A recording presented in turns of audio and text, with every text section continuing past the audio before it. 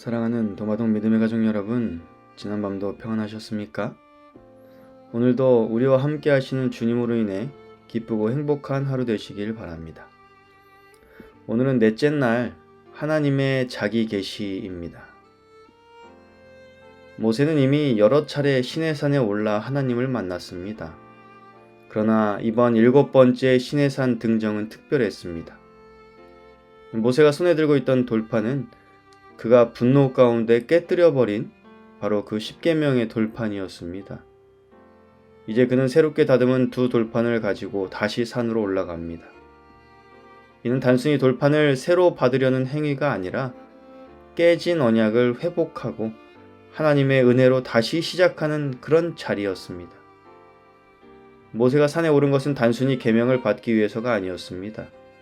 그는 주의 영광을 보여주소서라고 간구했던 자로서 이제 하나님의 성품이 어떠한지를 깊이 알게 될 준비가 되어 있었습니다.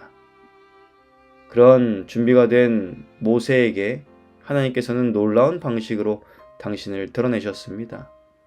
구름 가운데 임하시며 그분의 이름을 선포하신 것입니다.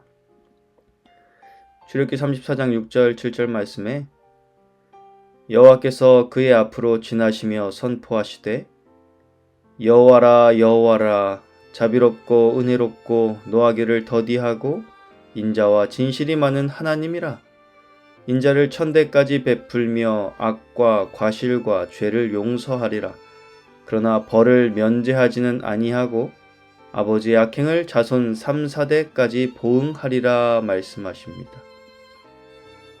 이 말씀은 구약 전체를 관통하는 하나님의 자기 계시의 정수입니다. 수많은 선지자와 시인 그리고 하나님의 백성들이 하나님의 성품을 묘사할 때 바로 이 선언을 근거로 삼았습니다. 마치 신약의 요한복음 3장 16절이 하나님의 사랑을 압축적으로 드러내듯이 출애굽기 34장 6절 7절은 이 구약의 복음과도 같은 말씀이다라고 하는 거예요.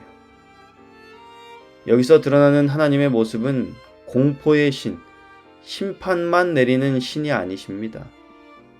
자비롭고 은혜로우신 하나님이에요. 노하기를 더디하시는 하나님이시며 사랑과 진실이 풍성하신 하나님이십니다. 그러나 동시에 죄를 결코 넘어가지 않으시는 거룩하고 공의로우신 하나님이신 것이지요. 이 균형 잡힌 계시가 바로 하나님의 자기 계시다라고 하는 겁니다. 모세는 하나님의 자기 계시 앞에서 엎드려 경배했습니다. 이처럼 하나님을 제대로 알게 된 사람은 교만할 수 없습니다. 하나님을 깊이 체험한 사람은 무릎을 꿇을 수밖에 없다라고 하는 거예요. 성도 여러분, 우리가 신앙생활을 하면서 때때로 하나님을 지식으로만 아는 경우가 많습니다. 그러나 하나님은 단순히 머리로만 이해되는 분이 아니라 삶 가운데 체험되는 분이십니다. 우리가 그분의 자비와 은혜와 진실을 경험할 때 우리의 마음은 감탄과 사랑으로 채워지고 그 사랑은 결국 순종과 헌신으로 이어지게 됩니다. 그렇게 하나님은 모세와 이스라엘에게 다시 언약을 세우신 것입니다. 여호와께서 이르시되 보라 내가 언약을 세우나니 곧 내가 아직 온 땅 아무 국민에게도 행하지 아니한 이적을 너희 전체 백성 앞에 행할 것이라. 내가 머무는 나라 백성이 다 여호와의 행하심을 보리니 내가 너를 위하여 행할 일이 두려운 것임이니라. 이스라엘은 이미 언약을 깨뜨렸습니다. 금송아지를 만들었고 우상을 숭배했습니다. 그러나 하나님은 그들을 포기하지 않으셨습니다. 다시 돌판을 주시며 언약을 새롭게 하셨습니다. 여러분, 이것이 바로 하나님의 은혜인 것입니다. 우리의 실패에도 불구하고 하나님은 우리를 포기하지 않으시고 다시 시작할 수 있는 은혜의 기회를 주시는 분이시다라고 하는 거예요. 때때로 우리의 삶에도 이렇게 깨어진 순간이 있을 수 있습니다. 그러나 하나님은 돌판을 다시 만들게 하시고 새로운 언약으로 우리를 부르시는 분이심을 기억하시기 바랍니다. 오늘 하나님의 자기 계시가 우리에게 주는 메시지는 분명합니다. 하나님은 어떤 분이신지를 말씀으로, 성품으로 보여주시는 분이시다라고 하는 거예요. 그 하나님을 만난 우리는 그 성품을 닮아가야 합니다. 실패와 깨어짐 속에서도 하나님은 여전히 우리를 회복시키십니다. 우리가 이 은혜의 하나님을 체험하게 될 때 우리의 삶은 변화되어 가는 거예요. 단순히 계명을 의무적으로 지키는 신앙이 아니라 하나님을 사랑하기 때문에 순종하는 신앙으로 바뀌게 되는 것입니다. 모세가 산에서 하나님의 자기 계시를 듣고 경배했던 것처럼 우리도 오늘 하나님의 은혜와 진실, 자비와 거룩을 바라보며 그 앞에 무릎 꿇기를 간절히 원합니다.